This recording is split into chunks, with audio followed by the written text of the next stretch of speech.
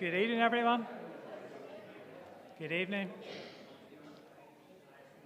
You're all very welcome to Scrabble Hall this evening. It's good to see those who have come out on such an inclement night. But tonight we have a Scrabble forum, which is entitled Why Christian Faith is Good for You, the relationship of faith to health. And our speaker this evening is Dr. Paul Coulter. Paul is well known to us here, but he is involved, he heads up an organization called Living Leadership. He also has quite an extensive teaching ministry in the province. And as well as that, he's also a medical doctor.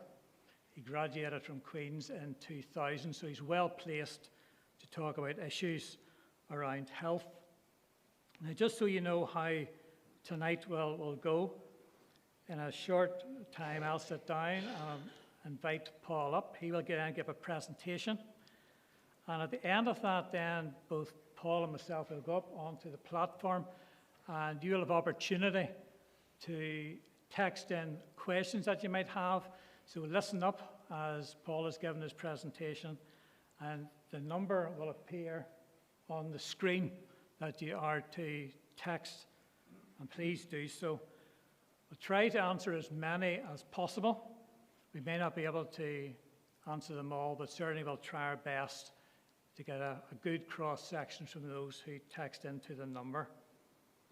So without much further ado, I'm going to invite Paul to come up to give us this talk. Thank you.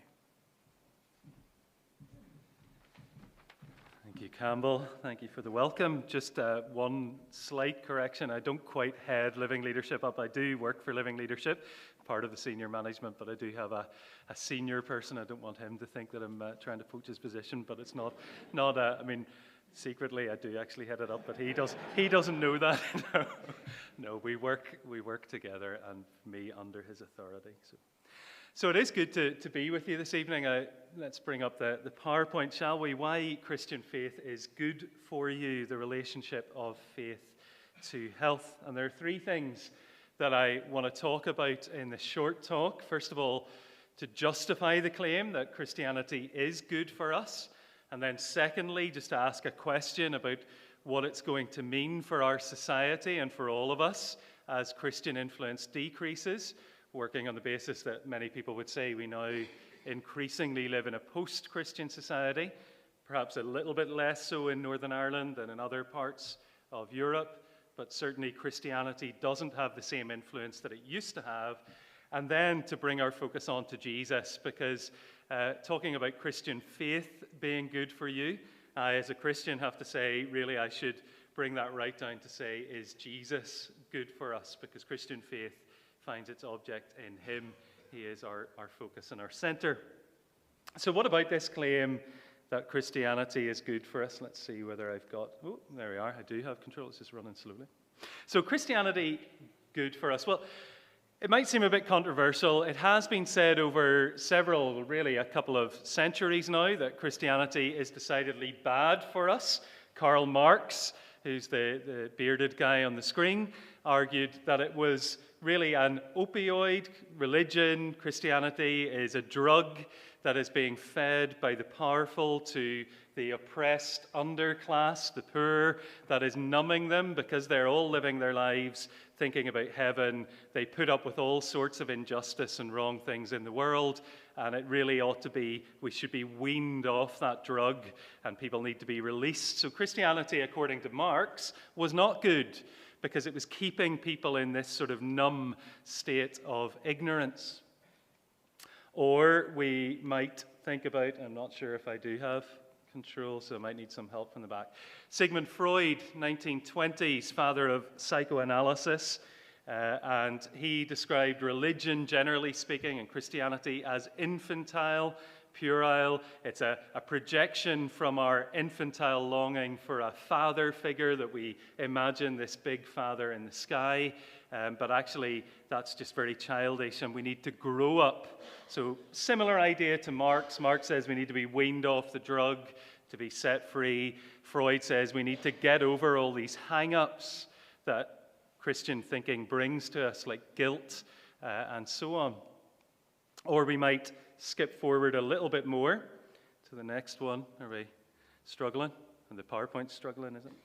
So in 1991, this man, A.N. Wilson, who is a very accomplished writer, he basically said that he had abandoned Christian faith. And the reason for that was that he said that it was cruel, that faith and religion was behind evil things in the world. At that time, there was the fatwa that many of you will remember against Salman Rushdie, which of course is still in place, as we found out recently when he was attacked. That's what religion does, Wilson said. It kind of motivates people to hate others. And the other great example that he gave of it was Northern Ireland, saying, look at what religion has done in the Troubles and how it has sparked conflict, or at least encouraged that conflict. And we could bring it right up to date in just the last few years. Steve Chalk, who's the man on the screen, the headline says, "Church is driving gay people to suicide," warns Christian charity that Chalk was the founder of, the Oasis charity. And the argument really that what Christianity does is to oppress minority folks, to talk about sexual ethics in a way that excludes some people and harms their mental health. So those are the accusations.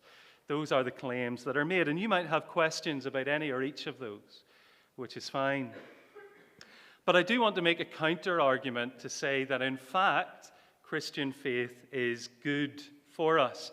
And we could think about that both in the individual terms. So quite a lot of research has been done into faith and health.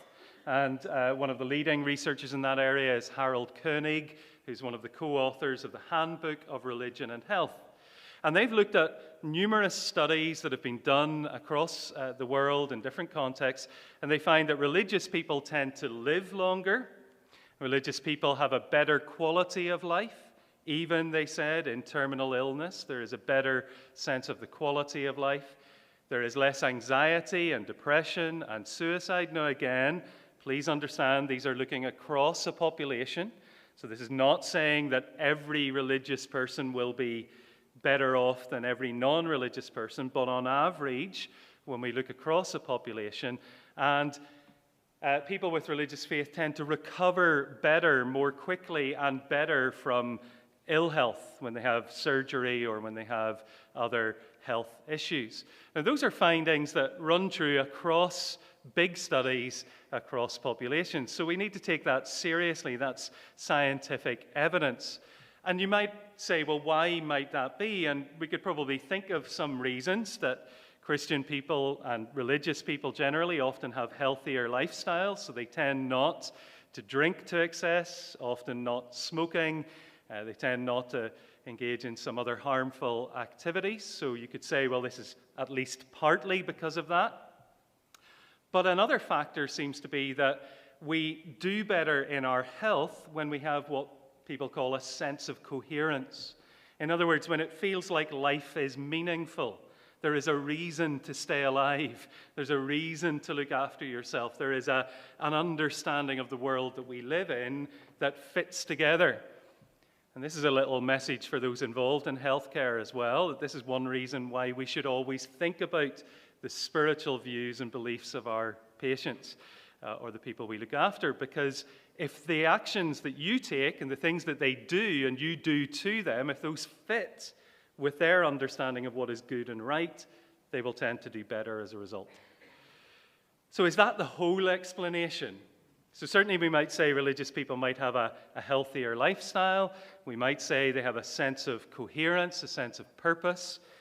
But there's another big question, isn't there? Could it just be that part of the reason for this is because Christian belief or religious beliefs correspond to reality?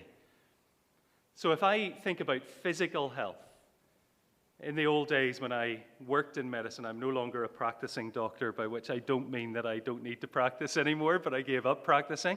But when I was, and I prescribe medication to have an effect on someone's body, the reason I expect that medication to work is because it's been tested, and often we have a sense of a mechanism, so we can see how that drug works, how it changes the chemistry in the body. how it affects the body in a way that has a positive impact. In other words, things work because they correspond to reality. In the physical world, things work because they correspond to reality. Scientists know that. Engineers know that. Everyone who's creating something knows that you have to create things that work in the world as it is. So is it not also plausible, does it not also make sense to say that perhaps the reason, or part of the reason, why religious faith might be better for us is because it might correspond to what is actually true, not only in the physical world, but perhaps also in a spiritual realm. And of course, the other big question with this is that all of those findings, as you would expect from scientific research, are looking at, well, physical things and mental health, yes, emotional health and well-being, but those are things that people can report subjectively based on their experience. But the really big question when it comes to correspondence to truth is, does religion deliver what it really promises? Does Christianity deliver what it really promises, which is not just that you will be healthier in this life, but eternal hope? And that's not a question that is open to science to measure and to test. That's a question that's going to have to be answered on another basis.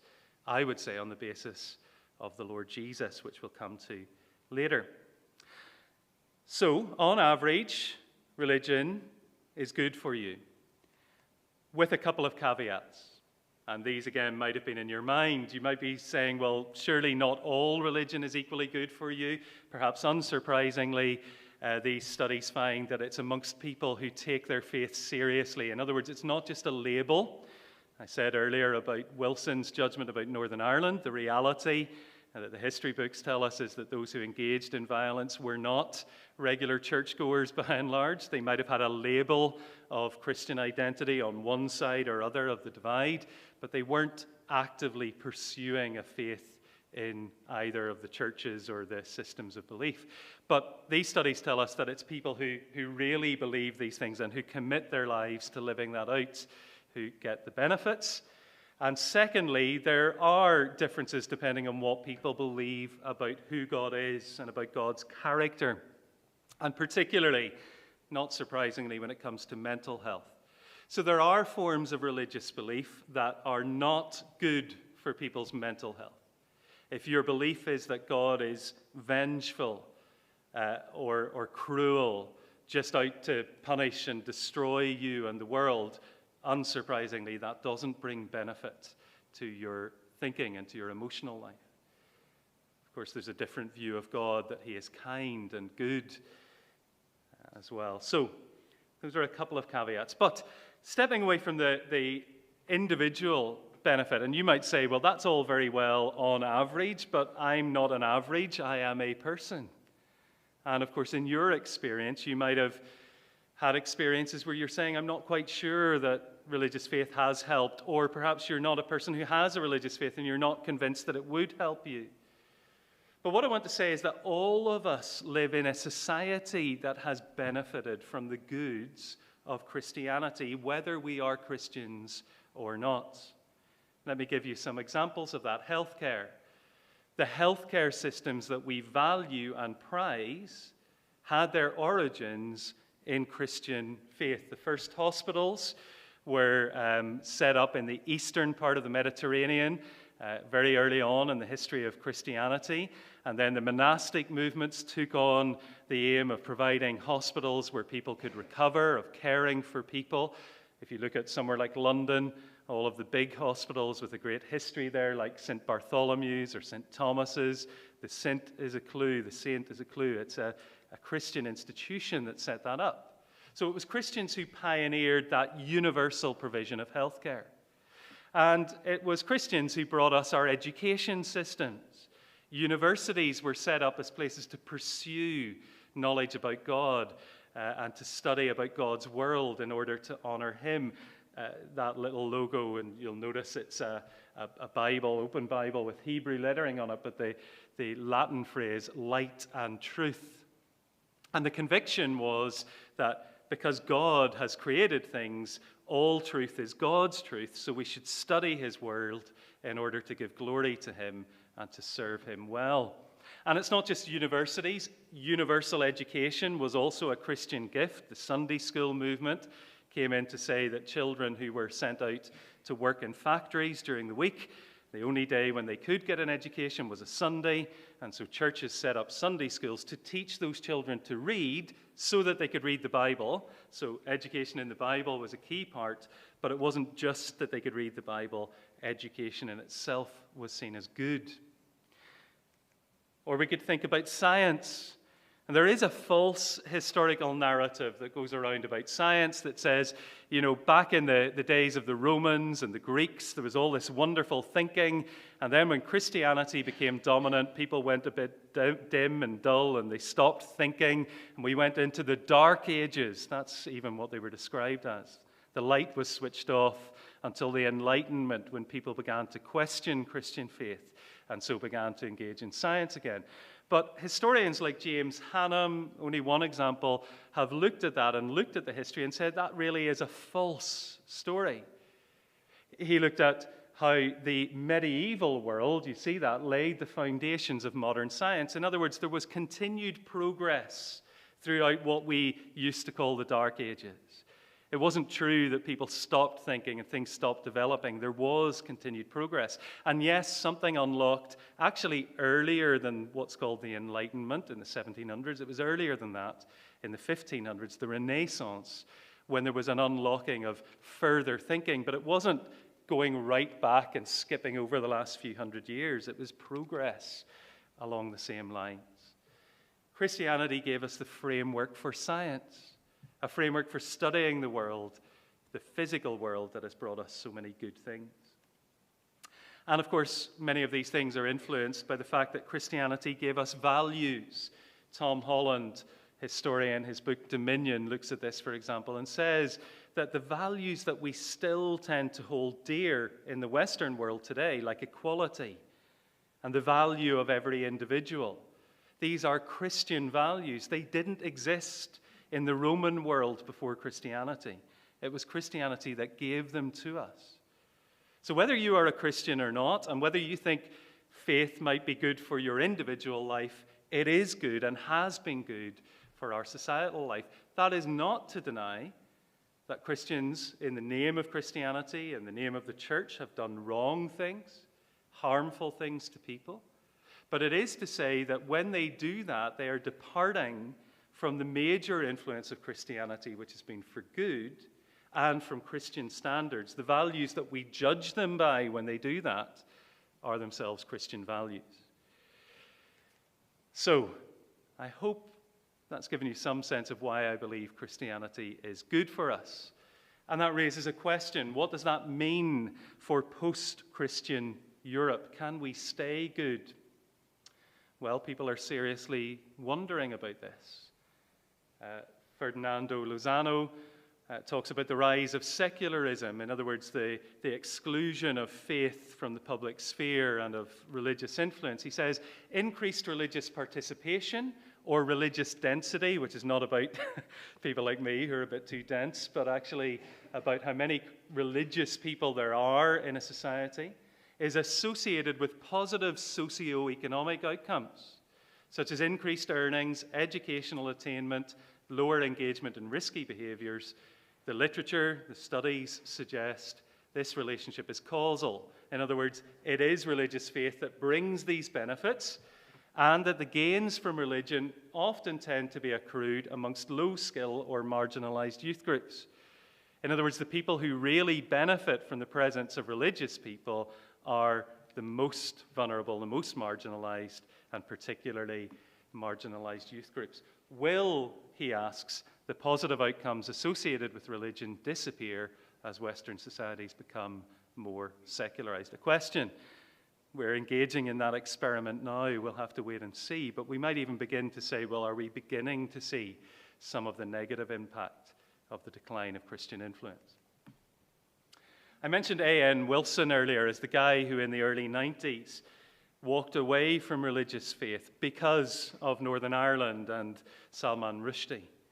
but he later came back to Christian faith. And this is what he says about what convinced him to become a believer again. He says, one thing that finally put the tin hat on any aspirations to be an unbeliever, so in other words, if he wanted not to believe, this is what stopped him, was writing a book about the Wagner family, the musicians, and Nazi Germany. So he studied about Nazi Germany, and he realized, he said, how utterly incoherent were Hitler's neo-Darwinian ravings, in other words, influenced by the thought of Charles Darwin and the idea that we can live without God.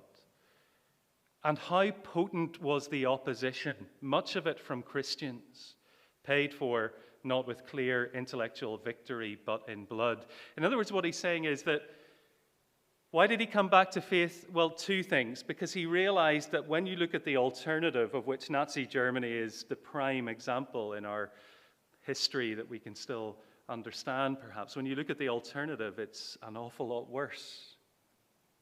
And the people who resisted that most strongly were motivated, he said, by religious faith, by Christian faith, and they paid the price for it and were willing to do so. When we're talking about health and we're talking about good, you see, we're getting into the realm of some very big questions. What is good? Where do we get our standards from? For what is good or for what is healthy? And what motivation do we have? Why should we bother to be good? I mean, I might know that something is good, but what difference does it make whether I do it or not? And thirdly, how can I be good? Where can I get the power to be good? That's a question that is often overlooked. People talk a lot about standards of right and wrong. They don't talk so much about how can we be good.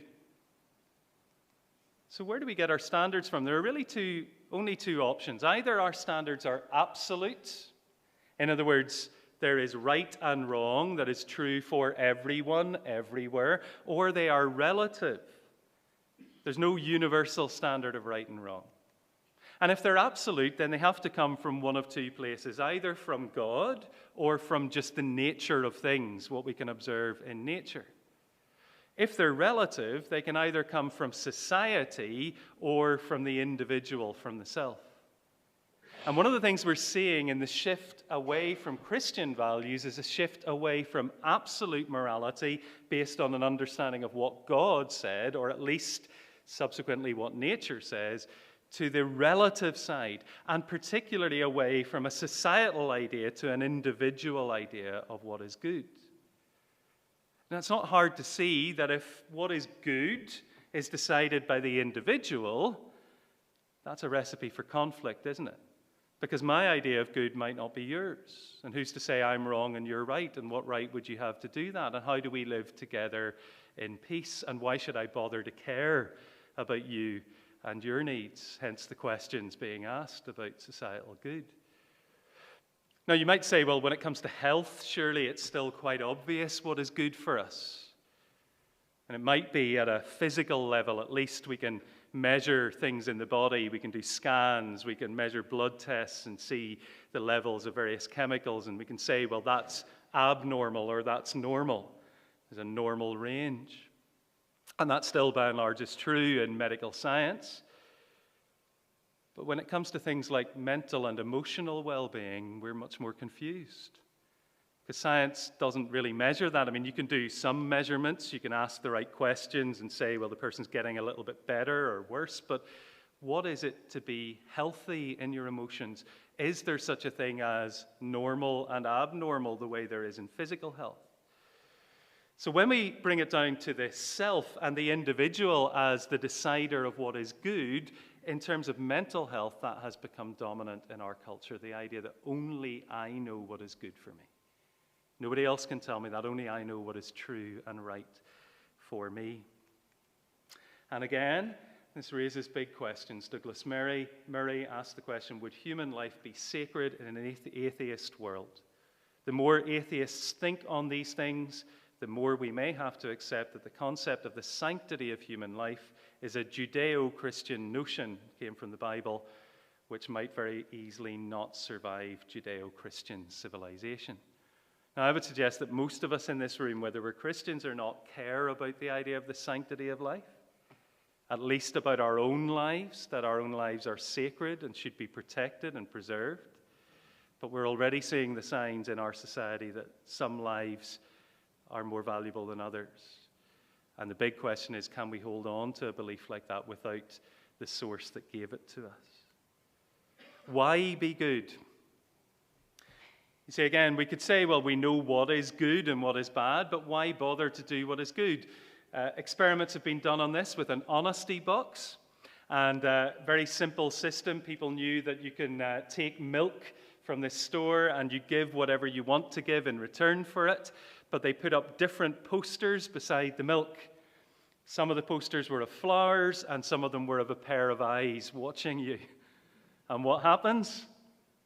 Every time the poster of the eyes is there, there's an increase in the money that people give in return for the milk. Just a poster.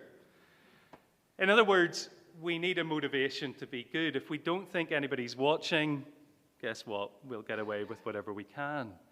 And of course, Christian faith has the motivator that there's always someone watching. Now again, what I want to say is that does that not suggest that there's a reality behind that, at least possibly? Even when we know what is good, we seem to kind of bend it when nobody's watching. Richard Dawkins, atheist writer, reluctantly says, whether irrational or not, it does unfortunately seem plausible that if someone sincerely believes God is watching his every move, he might be more likely to be good. I must say, I hate that idea. I want to believe that humans are better than that. So the problem is, Dawkins is looking at that with his atheist eyes, and he says, this is what I really would like humans to be like. In reality, we seem to live as if we need someone watching us. Well, my answer might be, maybe that's because we need to be more honest about human nature. And that raises the third question, how can we be good?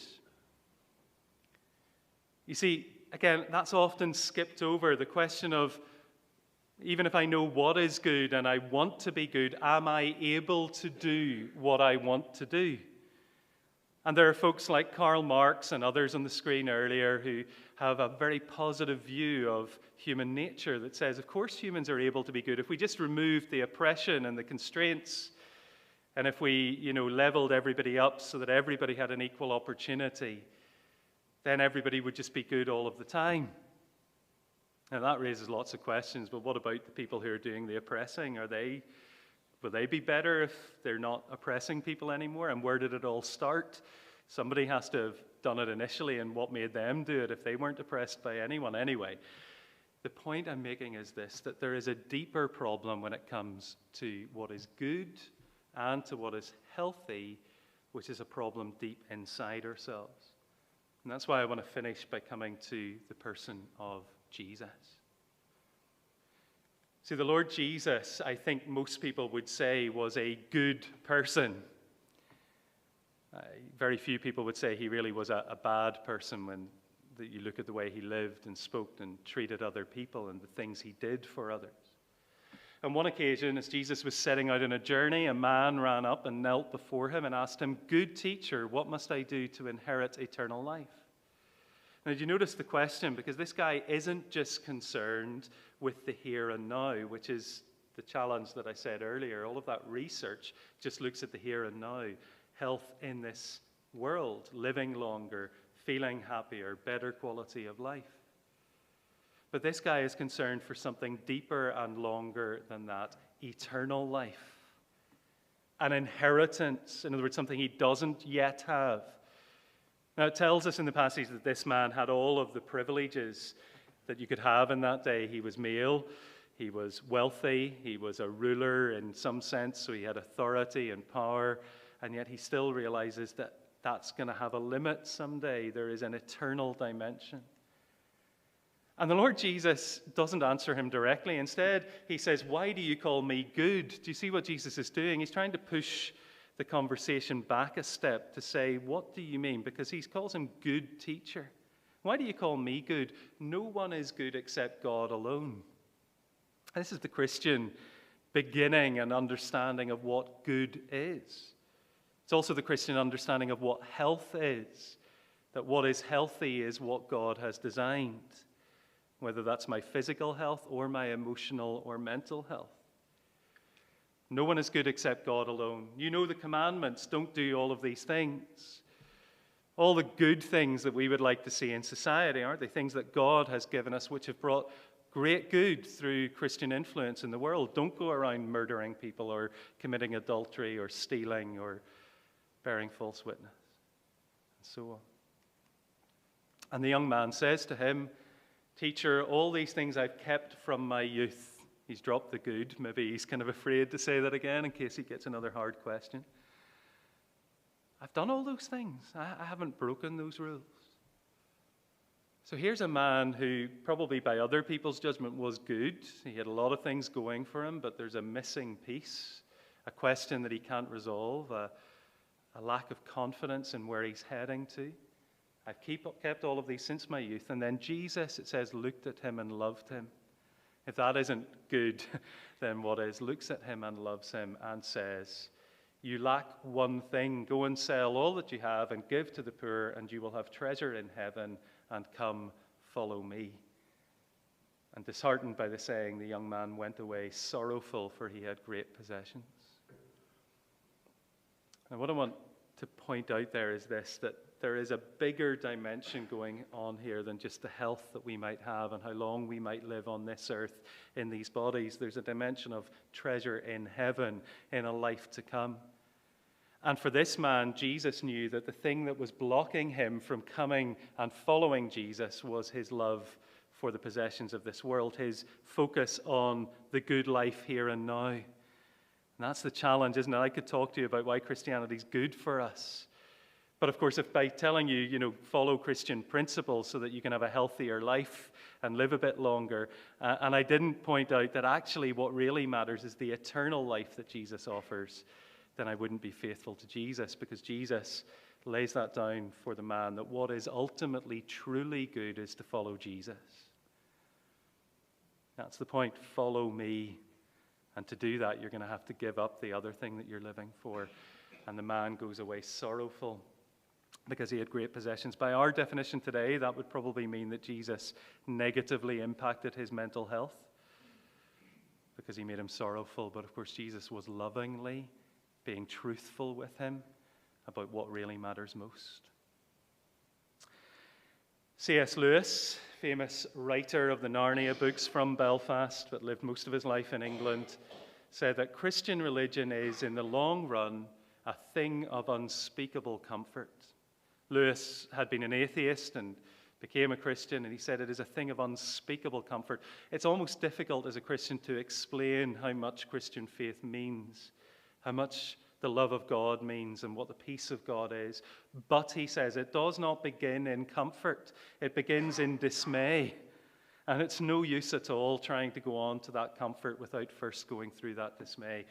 Like the young man who went away sorrowful because he needed to realize there was an idol, something that was blocking his way to God. When you realize that you are a sinner, when you confront the reality that Christianity brings to us, which is that we are sinful people alienated from God, and that actually our deepest health need is spiritual, and it is for a transformation of the heart, that's not always comfortable. There is a dismay, but it's through that dismay as we stand before God and realize that Jesus looks at us and loves us, that we come to know the comfort. Jesus gave us a new standard for the good. Truly good is following Jesus. To be truly good, and the Apostle Paul writes it in Romans, is to become like Jesus. It's quite a famous verse. God causes everything to work together for the good of those who love God and are called according to his purpose for them. Sometimes people misapply that and they say, you have to learn to see this thing that's happening to you as good. That's not what Paul is saying. Bad things happen to us in this life, including to Christian people, very bad things. But the good that God is seeking for us is that we will become like his Son, Jesus. That's what he goes on to say. God chose them to become like his Son. That's the definition of good, to be like Jesus. And God can do that in this life through the ups and downs, but he will do it for those who believe in Jesus, ultimately when we see Jesus. That's what is truly good. That's the true definition of health. and a new motivation. Be imitators of God as beloved children and walk in love as Christ loved us. To learn from the Jesus who looks at us and loves us what it is to love him and to love other people, to live in the love of God as his children and to grow up into his likeness. And Jesus gave us a new power, and this is the key point, that Christianity is not, as some have called it, just a crutch to prop you up through this life. Although, what is wrong with a crutch if you need one? It's okay to admit that you're weak and you need support. But the real promise of Christianity is not a crutch to help you get through life a little bit further and a little bit longer, but a whole new set of legs when you get to glory. You see that? It's total restoration when Christ returns, eternal hope. And if that isn't good, and if that isn't good news, then I don't know what is. Is Christianity good for us? Yes, I think it is. You might have questions. Thanks, Campbell.